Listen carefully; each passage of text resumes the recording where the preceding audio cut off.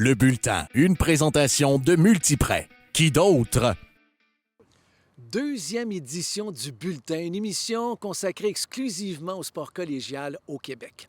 Au menu cette semaine, une entrevue avec Marc Loranger, l'entraîneur-chef des Condors de Beauce-Appalaches.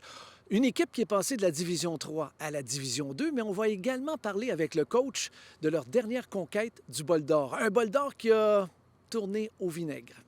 Cette semaine, le commentaire de Philippe Malo, le salaire des entraîneurs au niveau collégial. Et finalement, notre athlète étudiante de la semaine, une fille qui n'a pas hésité à traverser l'Atlantique pour réaliser son rêve. Mais tout d'abord, place au golf. Puisque c'est en fin de semaine qu'a lieu près de Sherbrooke, dans l'Estrie, le tournoi provincial de golf, regroupant quelques-uns des 100 meilleurs golfeurs au niveau collégial au Québec. L'entraîneur du collégial Sainte-Anne, Guillaume Simard, nous parle du terrain à East Angus. C'est un terrain qui n'est pas vraiment connu du circuit et des entraîneurs, donc on sait que c'est un terrain quand même assez étroit avec beaucoup de doglegs. Deux des athlètes à surveiller sont Loïc Simard chez les garçons et Capucine Gécache chez les filles. Ils savent très bien d'où viendra la Geneviève Jobin-Colgan, sinon Rosalie Langlois, sont toutes très bonnes. On peut avoir aussi des mauvaises journées, malheureusement, mais oui, elles seront à surveiller. Monsieur Félix Bouchard-Kimel, qui était Team Canada l'an passé. Simon Ménard, qui vient tout du cégep André Laurando. Également Samuel Breton-Gagnon. Un manque de concentration, une erreur technique peut faire toute la différence. On a demandé à Loïc et Capucine qu'est-ce qu'ils espéraient pour le week-end. Moi, pour mes objectifs pour la fin de semaine, je dirais que j'aimerais vraiment ça, être capable de sortir quelques rondes under par. De m'amuser, premièrement, et aussi d'avoir un bon mental. Les provinciaux se dérouleront samedi et dimanche 30 septembre et 1er octobre à East Angus. Les meilleurs résultats se qualifieront pour les Canadiens les 13 et 14 octobre prochains dans la région de Québec, plus précisément sur le terrain d'Ancienne-Lorette. Un des sujets que je voulais absolument aborder lorsqu'on a lancé notre nouveau site, lebulletin.com, c'était la situation des Condors de Beauce-Appalaches. Cette équipe-là a complètement dominé les 2 dernières saisons en Division 3. 11 victoires, aucune défaite en 2021, 11 victoires, aucune défaite en 2022, et de plus, ils ont remporté 2 bols d'or consécutifs. Cette performance leur a permis de grimper de la Division 3 à la Division 2. Pourtant, ce qui a retenu l'attention, c'est une fête peut-être un peu trop arrosée à la suite de leur 2e conquête du bol d'or. Et pendant ce party-là, on a complètement détruit le bol d'or. L'entraîneur-chef des Condors, Marc Loranger, a bien voulu m'accorder quelques minutes pour une entrevue avant le match à Saint-Hyacinthe. Coach, il faut absolument que je te pose la question. Au lendemain de votre dernière conquête du bol d'or, tu reçois un appel, puis tu apprends que le bol d'or a été complètement détruit.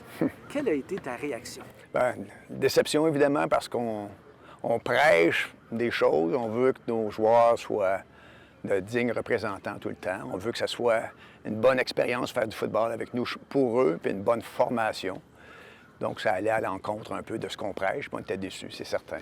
Et on comprend qu'on travaille avec des jeunes hommes, puis qu'ils vont faire des erreurs. Soyons honnêtes, est-ce que ça nuit au programme des Condors? Bien, je pense qu'on a un programme en santé. Ça a peut-être nuit un peu à notre recrutement, là. Il y a une période où ça a été difficile parce qu'on était en limbo un peu entre deux choses. On ne savait pas trop à quoi s'attendre, quelle était la situation exacte. Donc, c'est difficile à traiter. Ça nous a ralenti sur le plan recrutement un peu pendant le début de la phase de recrutement. Les 2 dernières saisons en Détroit ont été parfaites. Juste des victoires, aucune défaite. Est-ce que la suite de votre progression en D2, est-ce que ça a été plus facile d'aller chercher des joueurs? Je pense que c'était déjà établi qu'on était un programme de football de qualité. C'est la première des choses. Maintenant, c'est ensuite la qualité de notre équipe. C'est 2 choses différentes. Là, chaque année, une équipe change, perd à peu près le tiers de ses joueurs dans un système collégial. Donc, on est à un autre point avec notre équipe en ce moment. On a un groupe plus jeune qu'on avait globalement. Ça paraît un peu sur le terrain. Puis en plus, on est à un niveau de compétition plus élevé, donc ça a un certain effet négatif. Mais il y a une progression qui se fait présentement, dont on est fiers.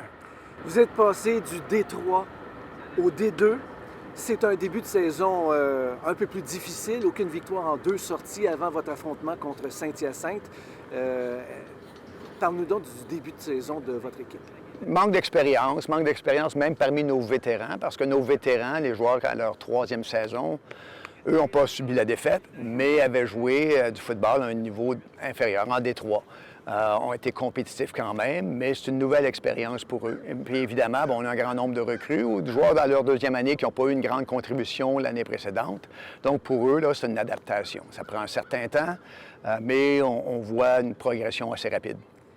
Quelle est la plus grande différence entre la Division 3 et la Division 2? Honnêtement, elle n'est pas si grande. C'est que toutes les semaines, par contre, on fait face à des équipes très compétitives. Pendant qu'en Détroit, il y a certaines semaines où, malheureusement, les équipes ne sont pas toujours compétitives.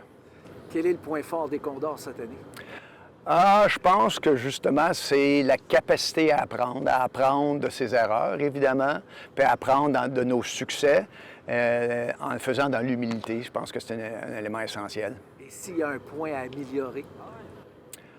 Continuer de se développer sur le plan physique, continuer de se développer sur le plan stratégique, assimiler les choses plus rapidement encore. Il y a un paquet de choses à améliorer. Quand tu es entraîneur, quand tu coaches, tu te concentres d'abord et avant tout sur ce qui ne va pas et non pas sur ce qui va déjà bien. Donc ça, la liste est longue. Marc Loranger, merci beaucoup d'avoir participé à l'émission. Merci de nous avoir accordé quelques minutes. C'est moi qui te remercie. Merci. Dans le monde du sport étudiant, un des éléments dont on parle très peu, c'est le salaire des entraîneurs. Au niveau collégial, savez-vous que plusieurs entraîneurs qui travaillent à temps plein à organiser la vie de leurs athlètes puis de leur équipe font des salaires qui touchent 12 000 par année? Feriez-vous ce travail-là pour un salaire comme celui-là, travailler à temps plein, non seulement à faire des pratiques, à être présent au match, mais à préparer les entraînements, encadrer des étudiants athlètes, faire du recrutement? Il y a un paquet de choses. Un entraîneur-chef d'une équipe, ou une entraîneur-chef d'une équipe, évidemment, ce sont des gens qui sont des psychologues, des fois des aides pédagogiques. Il y a un paquet de travail qu'ils ont à faire pour s'assurer que non seulement l'équipe fonctionne, l'équipe a des chances de gagner, mais également pour s'assurer du développement de leurs étudiants athlètes. Alors, avec des salaires si faibles, est-ce qu'on s'assure qu'on encadre correctement nos athlètes? La question peut se poser. Oui, on peut se fier à la passion des étudiants athlètes et surtout à la passion des entraîneurs pour s'assurer qu'on donne toujours le maximum, qu'ils sont bien encadrés, que le travail va être fait. Mais à un moment donné, there's so much you can do, si vous me permettez l'expression. La réalité, c'est que ces gens-là, oui, ont de la passion, mais ont besoin du soutien. Et quand on parle de soutien, le soutien va plus que le salaire lui-même. Le soutien, c'est aussi l'encadrement de ces entraîneurs-là. Rappelez-vous, si vous avez entendu parler ou si vous avez vu les histoires sur des entraîneurs qui ont eu des comportements très répréhensibles envers des étudiants athlètes et des étudiantes athlètes, bien, si on a un encadrement de meilleure qualité, si on a des salaires de meilleure qualité, probablement qu'on va attirer des gens de plus haut niveau également. Et ça, c'est très, très important, non seulement pour le développement athlétique, physique et sportif, mais le développement complet de ces gens-là, qui sont des jeunes adultes qui vont être présents et qui vont être les leaders de demain dans notre société. Vous êtes un athlète ou vous connaissez peut-être un athlète qui pourrait devenir notre athlète étudiant de la semaine et remporter une bourse de 1 000 $, gracieuseté du bulletin et de Multiprêt. Qui d'autre? Eh bien, écrivez-nous. Allez faire un tour au info@le-bulletin.com. Je répète, info@le-bulletin.com et donnez-nous des détails sur cet athlète. Son nom, sa position, pour quelle équipe il joue, quel collège il étudie en quoi. Envoyez-nous des photos, des vidéos, faites-nous connaître cet athlète qui pourrait remporter 1 000 $ gracieuseté du bulletin et de Multiprêt. Bonjour! Les 600 courtiers hypothécaires de Multiprêt sont fiers de supporter nos jeunes sportifs en remettant une bourse d'études de 1 000 $ à l'athlète étudiant de la semaine qu'on vous présente dès maintenant. Jade Barbirati en a fait du chemin dans le but de poursuivre son rêve. Elle a quitté son village de Chambéry dans le sud-est de la France pour venir jouer au hockey ici, avec les Highlanders du collège John Abbott. Pourquoi? Voici sa réponse sans aucune hésitation. Parce que déjà, tout d'abord, en France, le hockey, c'est pas vraiment développé pour les filles. Donc j'ai toujours voulu partir au Canada ou aux États-Unis. Bon, en l'occurrence, ça a été le Canada. Et John Abbott, parce que j'ai eu un bon contact avec Noémie. Et puisque aussi c'est une école anglaise, ça m'a tout de suite attirée. Et puis c'était aussi une vraiment bonne équipe. Et son entraîneur-chef, Noémie Marin, qui a déjà joué dans la NCAA avec l'Université Duluth au Minnesota et pour les Canadiennes de Montréal, n'a que de bons mots pour le circuit québécois. Même ici, à la Ligue de cégep, dans la RSEQ, le niveau il est très fort, c'est physique, c'est rapide. Les filles ils ont des habiletés que nous, on n'avait pas dans le temps.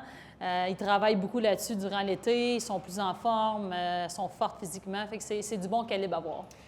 Jade Barbirati porte les couleurs de la France lors des compétitions internationales. Sans se mettre trop de pression, elle a quand même voulu prouver aux Québécois ce qu'une Française était capable d'accomplir sur une patinoire. Un petit peu quand même. J'avoue qu'avant d'arriver ici, on ne savait pas à quoi s'attendre et on avait vraiment peur.